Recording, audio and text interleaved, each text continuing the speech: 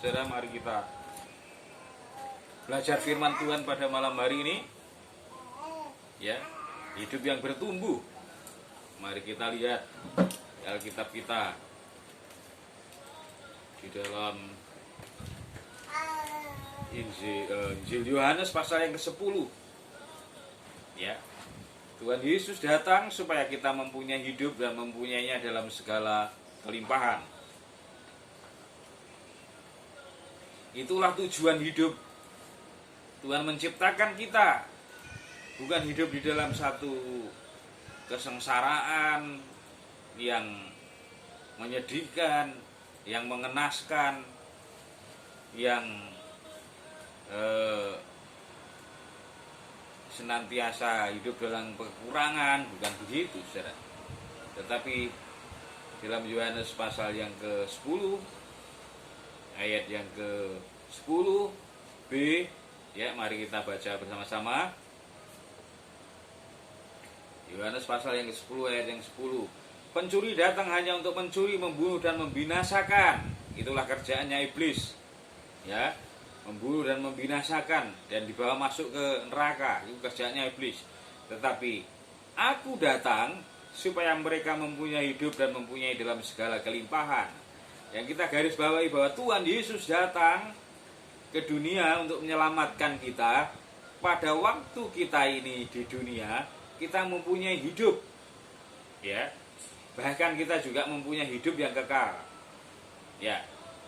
Kita garis bawahi mereka mempunyai hidup, kita mempunyai hidup, mempunyai segala kelimpahan. Mempunyai hidup, saudara. Hidup itu adalah merupakan satu pertumbuhan. Dari kecil, ya, bayi, ya, kemudian menginjak balita, bawah 5 tahun, ya, kemudian mulai sekolah SD bertumbuh, kemudian SD, SMP, SMA, ya, sudah mulai remaja ini SMP, SMA, dan kemudian menginjak ke setelah remaja, kemudian apa? Ya, pemuda, ya, umur 18 tahun, 17, 18, kemudian setelah itu prakerja, dan kemudian bekerja, dan kemudian menikah, gitu ya. Nah, itulah namanya hidup, sudah bertumbuh. Orang bukan hanya hidup bertumbuh secara fisik, secara badani, tetapi harus bertumbuh juga secara jiwani, juga bertumbuh, rohaninya juga bertumbuh, saudara. Nah, tanggung jawab kita namanya bertumbuh juga harus meningkat. Ya, kalau sebelumnya imannya juga biasa-biasa saja, ya, kemudian imannya juga bertumbuh, meningkat, ya, bukan iman yang biasa-biasa, tetapi kemudian mengerti, imannya mulai mengerti, imannya juga mulai dari anak-anak, ya, makanannya juga anak-anak, kemudian mulai agak besar, kemudian makanannya juga meningkat, juga dewasa, juga makanannya juga dewasa. Nah, kemudian demikian juga dari segi rohani, makanannya juga berbeda, ya. Nah, semuanya itu perlu proses, yang namanya hidup, ya, proses. Tapi kalau hidup kita itu hidup yang senantiasa bertumbuh dan berkembang, ya, bukan hidup yang kerdil, saudara, ya. Artinya kerdil itu umurnya sudah gede, sudah banyak, ya, tapi ya cuma segitu-segitu aja. Ya, imannya kita tidak boleh kerdil, harus bertumbuh, ya, mempunyai iman yang berbeda, gitu. Nah, kalau tadi tujuannya Tuhan menciptakan kita supaya kita mempunyai hidup yang bertumbuh, artinya, ya, dan berguna, ya, nanti dalam tingkat kedewasaannya, hidup yang bertumbuh dan dewasa itu pasti berguna, dan Tuhan itu mempunyai satu tujuan untuk setiap pribadi manusia itu, mempunyai, bukan hanya sekedar lahir begitu aja, enggak, tapi ada suatu harus mempunyai guna.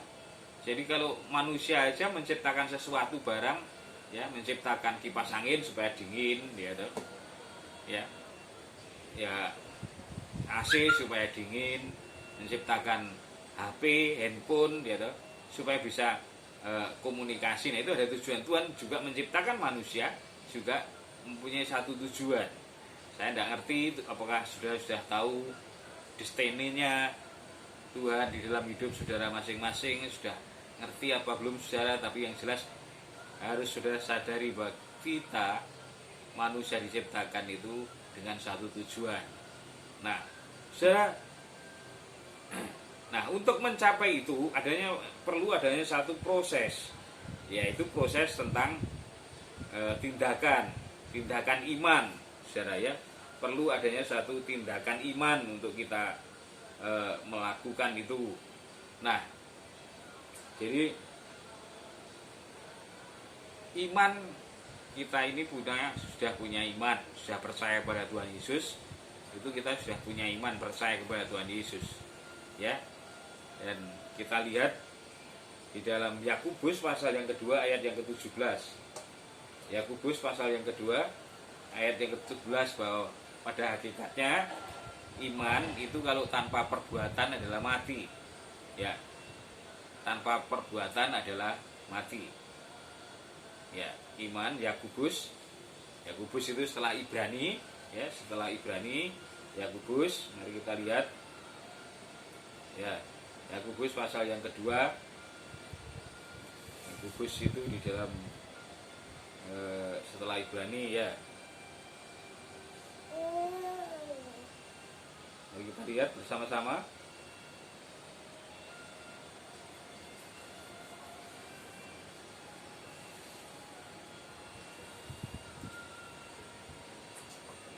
Ya, Yakobus pasal yang kedua ayat yang ke-17. Demikian juga halnya dengan iman.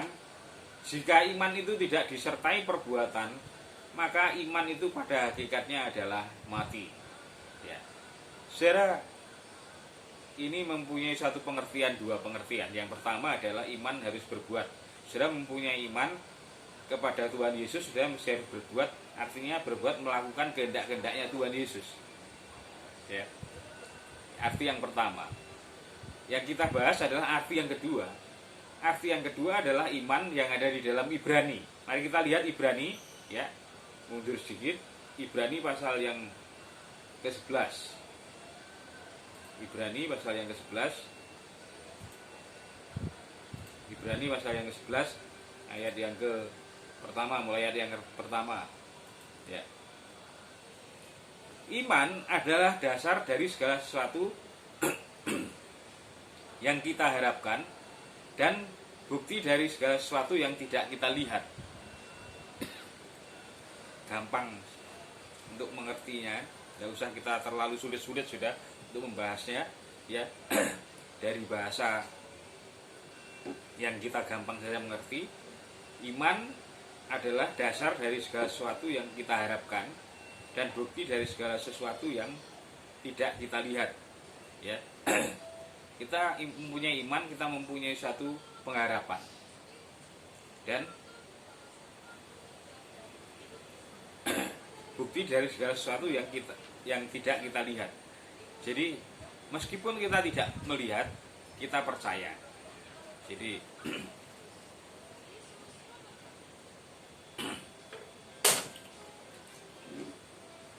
kita ini iman, punya orang Kristen hidup bukan karena percaya, bukan karena melihat, maaf. Tapi kita hidup karena percaya. Amin, saudara.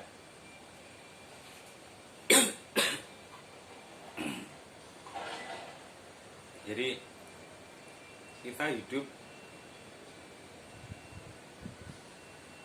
bukan karena kita melihat, tetapi kita hidup karena percaya. Kehidupan kita yang kita mau yang akan terjadi, kita tidak ngerti besok akan terjadi apa, kita tidak ngerti. Besoknya lagi juga tidak akan terjadi apa, ya, kita tidak ngerti. Tapi yang jelas kita yang tahu bahwa Tuhan itu mempunyai rancangan yang baik dalam kehidupan kita, ya. Tuhan itu memberikan satu rencana yang baik dalam kehidupan kita. Amin, saudara. Ya. Bahwa Tuhan itu mempunyai satu tujuan yang baik di dalam kehidupan kita. Ya. Nah, rancangannya yaitu baik dalam kehidupan kita. Saudara, mau kita lihat daripada contoh-contoh iman, ya. Di dalam pasal yang ke-11 ini, jadi meskipun para pendahulu kita yaitu nabi-nabi itu dia itu tidak melihat apa yang akan terjadi, tetapi dia melakukan sesuatu itu bahwa yang dia lakukan itu dia yakini akan terjadi gitu ya. Ya. Jadi kita lihat saja misalkan ya di dalam Ibrani pasal yang ke-11 ayat yang ke-7 ya, ayat yang ke-7. Ayo. Ibrani pasal yang ke-11 yang tadi ayat yang ke-7.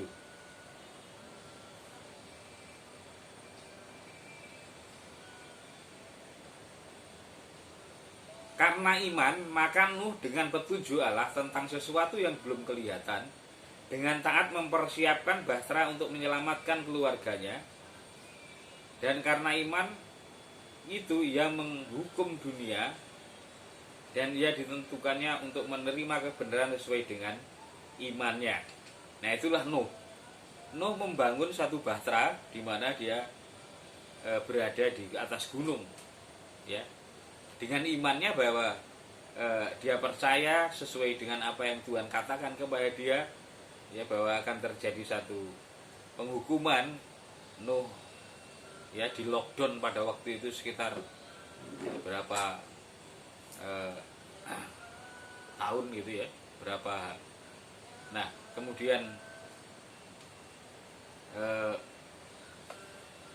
selesailah air bah dan kemudian sesuai yang terjadi, yaitu keluarganya selamat dan anak-anaknya, anak cucunya selamat, dan yang masuk di dalam bahteranya selamat.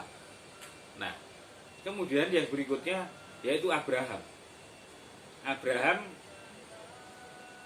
di dalam ayat yang ke-8, karena iman Abraham taat ketika ia dipanggil untuk berangkat ke negeri yang akan diterimanya menjadi miliknya, ya, pusakanya. Lalu ia berangkat dengan tidak mengetahui tempat yang ia tujui, ya. Kemudian karena iman ia diam di tanah yang dijanjikan itu, seolah-olah di suatu tanah asing, dan situ ia tinggal di kemah dengan Ishak yang Yakub yang turut menjadi ahli waris janji yang satu itu. Nah, saudara, iman Abraham, dia taat meskipun dia tidak tahu, dia suruh pergi gitu ya. Ya, meskipun dia tidak lihat itu apa yang akan terjadi, tapi dia tetap percaya. Jadi itulah artinya iman itu tanpa perbuatan, tanpa melangkah, mati. Ya, kata yang ditulis di dalam Yakobus, ya. Kemudian contoh yang berikutnya yaitu Abraham pada ayat yang ke-17, ya, silakan. Abraham ayat yang ke-17. Ya. Pasal 11, Ibrani pasal yang ke-11 ayat yang ke-17. Ya, silakan. Karena iman maka Abraham tatkala Jubai mempersembahkan Ishak, ia telah menerima janji itu, rela mempersembahkan anak yang tunggal. Walaupun kepadanya telah dikatakan keturunanmu yang berasal dari Ishak yang akan sebut keturunanmu. Saudara, dengan iman, ya, dia percaya bahwa meskipun dia disuruh Tuhan untuk mengorbankan anaknya Ishak, tetapi karena dia punya iman bahwa dia mempunyai keturunan dari Ishak, ya dia tetap lakukan, ya, dia melakukan, ya, tetapi dengan dasar iman bahwa tetap dia percaya bahwa Tuhan itu baik, sehingga pada saat dia naik ke gunung pun mau mempersembahkan, dia tidak ngomong kalau dia mau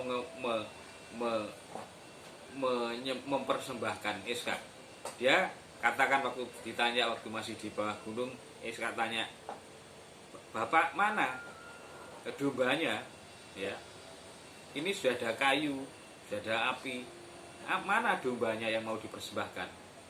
Ya, Abraham tidak ngomong kalau yang mau dipersembahkan kamu, bukan. Tapi dia katakan, ya, tindakan imannya mengatakan sesuatu yang baik. Tuhan yang akan menyediakan di atas. Tuhan yang mau menyediakan di atas katanya. Sehingga kepada pembantunya pun juga dia ngomong begitu, bahwa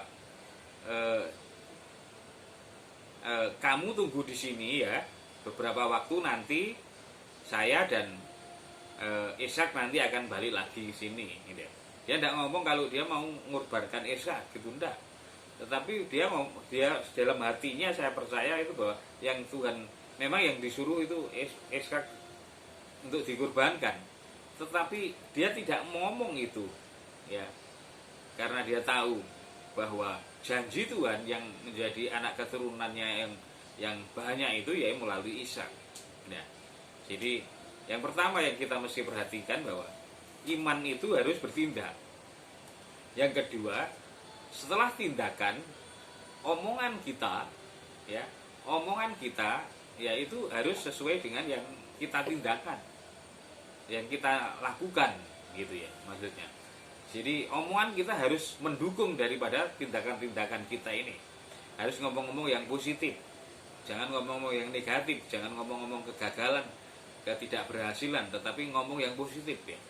Meskipun itu kita tidak ada dasar untuk percaya ya, tetapi selama kita ini mempunyai iman yang kuat ya, kita pasti semuanya akan digenapi bagi kita. Amin, saudara. Nah, jadi hal yang kita perhatikan ya, bahwa pada malam hari ini yang kita pelajari, iman itu harus bertindak ya. Setelah bertindak, bukan hanya bertindak tetapi ada suatu tindakan action ya. Kemudian apa yang dilakukan? Pertama, mulut kita harus mendukung ngomong-ngomong yang positif, sehingga yang keluar itu adalah kata-kata berkat, kata-kata yang positif, yang mendukung daripada tindakan iman kita itu.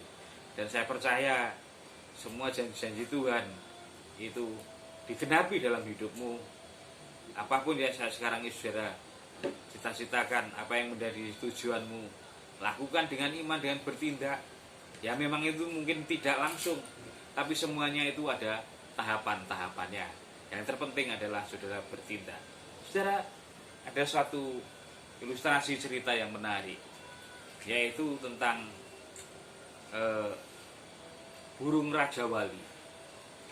Burung Raja Wali itu punya anak ya, yang sudah mulai punya sayap, keluar sayap-sayapnya ya. Pertama, burung Raja Wali itu hanya jalan ke sini, anak-anaknya itu hanya dia jalan ke sini, jalan ke situ, ya cuma gitu aja. Kemudian dikeram balik lagi ke keramannya itu ya, ke sarangnya itu. Kemudian setelah itu bertumbuh lengkap ya, lengkap meskipun pendek-pendek ya, apanya itu bulu-bulunya pendek-pendek gitu ya, tapi sudah lengkap. Nah, mulai lengkap itu ya, si induknya merusak sarang-sarangnya. Sarangnya itu dirusak supaya apa? Supaya mereka tidak tergantung oleh sarangnya ya, tidak tergantung oleh sarangnya. Dan kemudian dijatuhkanlah si anak-anaknya itu, piye namanya ya, bahasa Jawanya piye-nya itu ya, anak-anak burung Raja Wali itu dijatuhkan supaya dia terbang. Nah, terbang ini dia tidak bisa terbang, kemudian tapi dia sudah ngepak-kepakan itu. Tapi begitu dia mau jatuh sampai ke tanah, kemudian disambarlah oleh induknya, kemudian diajak terbang lagi, naik lagi, dilepas lagi, terbang lagi, kemudian dia mau jatuh, disambar lagi, sampai akhirnya dia bisa ya, anak Raja Wali ini bisa terbang. Nah, Demikian juga kehidupan kita, saudara. Kadang-kadang sering kita ini, iman kita ini dicoba, ya, dicoba supaya kita ini juga bertumbuh. Ada hidup, ada masalah, ada tantangan, ya toh. Ada hidup, ada masalah, ada tantangan. Kemudian tantangan itu Tuhan juga lihat. Pada saat itu kita mungkin sudah tidak menemui jalan keluar, tapi kemudian hampir putus asa, Tuhan berikan kekuatan lagi sehingga kuat lagi. Tapi kita mesti tetap percaya, sudah, bahwa segala sesuatunya, kalau kita tidak mempunyai tantangan, kalau kita tidak selalu hanya puas dengan keadaan yang begitu-begitu saja, kita tidak akan bertumbuh, ya. Iman kita tidak akan bertumbuh, hidup kita tidak bertumbuh. Itu namanya bukan hidup, ya. Itu yang hidup yang kerdil. Tapi saatnya selalu kita ini harus bertumbuh, berani ngambil tantangan, ngambil resiko, ya, ngambil yang lebih tinggi lagi, ya, untuk step yang naik lagi, sehingga itulah yang disebut dengan iman yang bertumbuh, hidup bertumbuh. Dan satu hal yang kita mesti percayai, saudara, semuanya itu untuk kemuliaan nama Tuhan. Dan yang satu lagi, yaitu bahwa tujuan itu, ya, semuanya adalah untuk kebaikan kita, ya, bukan hanya kita hidup di dunia, tetapi untuk kehidupan kekal di surga. Amin, saudara. Di nama Tuhan, Tuhan memberkati. Shalom.